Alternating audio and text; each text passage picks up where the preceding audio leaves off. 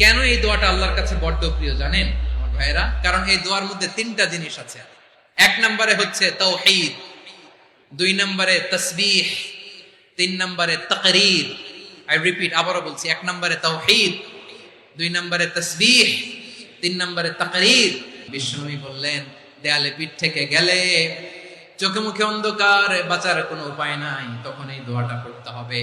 এই দোয়া পড়ে আল্লাহর কাছে ফরিয়াদ করলে বিপদ মুক্ত করবেন কে? আপনারা পড়েননি? এটা পড়বেন আপনারা। এমন বিপদ মাঝে মাঝে হয় না, দেয়ালে পিঠ থেকে যায়, চোখে মুখে অন্ধকার, কি করব দিশা খুঁজে পাই না, এরকম হয় কখনো?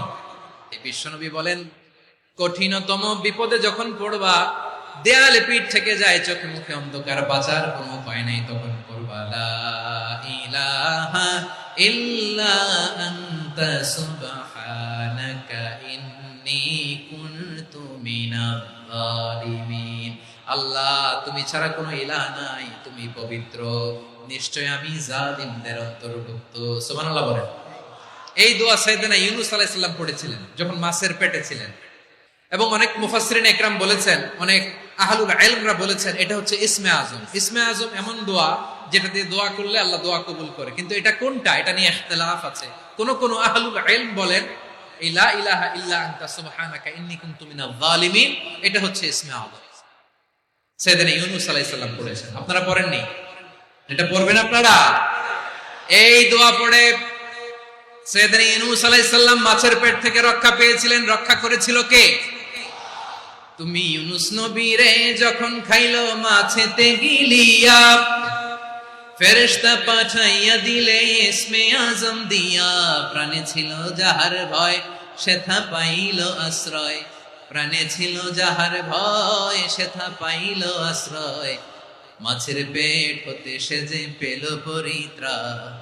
আল্লাহু আল্লাহু তুমি জাল্লে জালালুহু, শেষ করা তো যায় না গে তোমার গুণগান।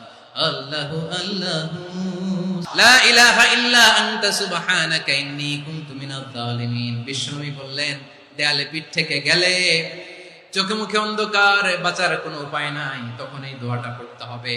এই দোয়া পড়ে আল্লাহর কাছে ফরিয়াদ করলে বিপদ মুক্ত করবেন কে? কেন এই দোয়াটা আল্লাহর কাছে বড্ড প্রিয় জানেন আমার ভাইরা? কারণ এই দোয়ার মধ্যে তিনটা জিনিস আছে।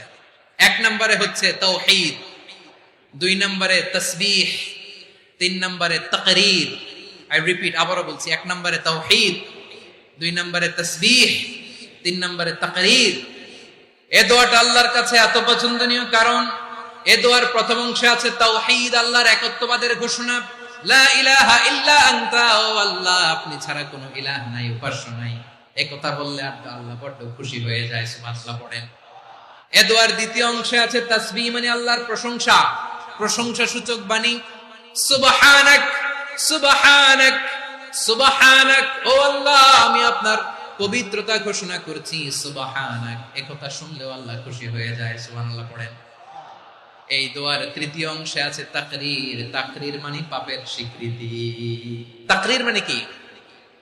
তাকরীর মানে পাপের স্বীকৃতি। এই দোয়ার তৃতীয় অংশে আছে ইন্নী কুনতু মিনাজ জালিমিন, ও আল্লাহ, আমি জালিমদের অন্তর্ভুক্ত। আল্লাহ আল্লাহ, আমি জালেম, আল্লাহ আমি ভুল করেছি, অন্যায় করেছি, আল্লাহ আমি জালেমদের অন্তর্ভুক্ত। এই পাপের স্বীকৃতি, অ্যাকনোলেজমেন্ট আল্লাহ বড্ড পছন্দ করে।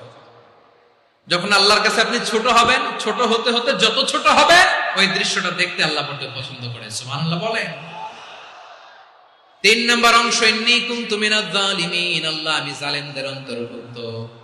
সাইয়েদনা আদম আলাইহিস সালাম ভুল করে যখন নিষিদ্ধ গাছের ফুল খেয়ে ফেললেন, ফল খেয়ে ফেললেন, আল্লাহ বললেন, আদম, ক্ষমা পেতে চাইলে তুমি আর হাওয়া মিলে স্বীকৃতি দাও, পাপের স্বীকৃতি। আর পড়ো, রব্বানা যালামনা আনফুসানা ওয়া ইল্লাম তাগফির লানা ওয়া তারহামনা লানাকুনান্না মিনাল খাসিরিন।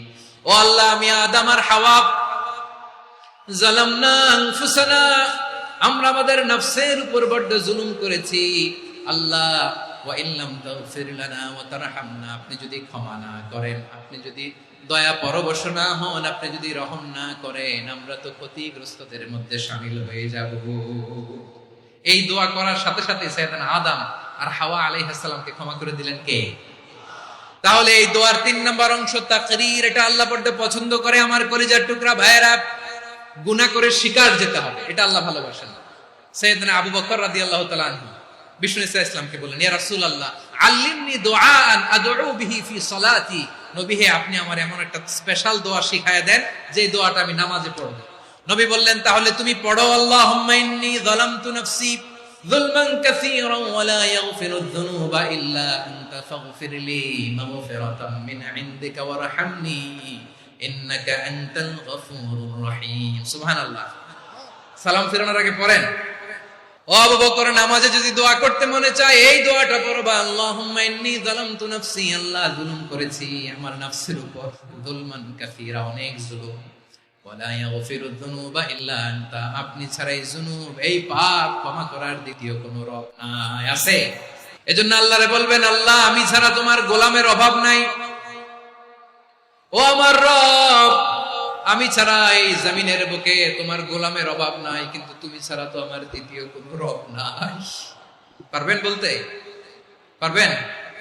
চোখের পানি ছেড়ে আল্লাহরে বলবেন, আল্লাহ তুমি আমার রব, তুমি আমার সব।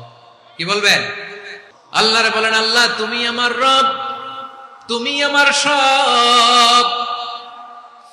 আল্লাহ আমি ছাড়া এই জমিনে তোমার গোলামের অভাব নাই, তুমি ছাড়া আমার দ্বিতীয় কোনো রব নাই।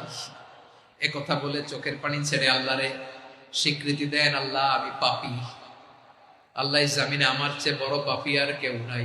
ওযু করে সিজদায় লুটিয়ে পড়ে চোখের পানি ছেড়ে আল্লাহরে পাপের স্বীকৃতি দেন, আল্লাহ এমন কোন জুলুম নাই, গুনাহ নাই আমি করি নাই, সগীরা কবিরা, জেনে না জেনে, ইচ্ছায় অনিচ্ছায়, শিরকি বেদাতি সব গুনাহ করেছি।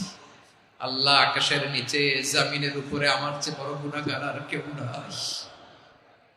চোখের পানি ছেড়ে আল্লাহরে বলেন, আল্লাহ আমি ছাড়া তোমার গোলামের অভাব নাই, তুমি ছাড়া আমার দ্বিতীয় কোনো রব নাই, তুমি ছাড়া তো কেউ আমার গুনাহ ক্ষমা করার নাই, তুমি আমার রব, তুমি আমার সব। বলতে পারবেন? এই তাকরীর আমার পটুয়াখালীর ভাইয়া, এই স্বীকৃতিটা দেখতে আল্লাহ বড্ড ভালোবাসে, কারণ আমরা সবাই গুনাহগার। আমরা সবাই কি? বিশ্বনবী বলেন, কুল্লুকুম খাত্তাউন, আ বনি আদম তোমরা সবাই পাপী। সবাই কি? সবাই পাপী। আমরা সবাই পাপী, আপন পাপের বাটখারা দিয়ে অন্যের পাপ মাপি। আমরা যে পাপী এটা ভাবতে মনে চায় না কারো, খালি অন্যের পাপ দেখি আমরা, এটা ভুল। ওর এই পাপ, ও পাপী, ও জালেম, ও জাহান্নামী, এরকম একটা টেন্ডেন্সি। আমার যে কি হালাত এটার খেয়াল নাই। খেয়াল করতে হবে যে আমি সবচেয়ে বড় পাপী, ঠিক কিনা বলেন?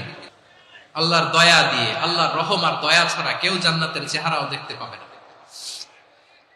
আমার প্রিয় ভাইয়েরা, এই দোয়া আল্লাহর কাছে পছন্দনীয় হওয়ার কারণ 3টা। দোয়ার প্রথম অংশে আছে তাওহীদ, আল্লাহর একত্ববাদের ঘোষণা।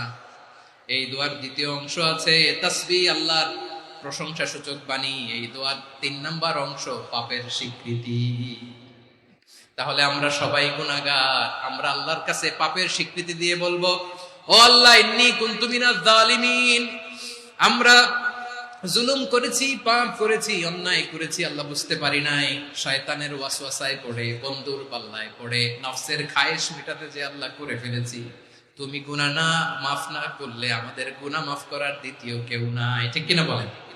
এভাবে অনুতপ্ত হয়ে যদি আল্লাহর কাছে দোয়া করেন, দেয়ালে পিঠ থেকে গেছে, কোন রাস্তা নাই বের হওয়া, ওই মুহূর্তেও আপনাকে বিপদ থেকে উদ্ধার করবে কে?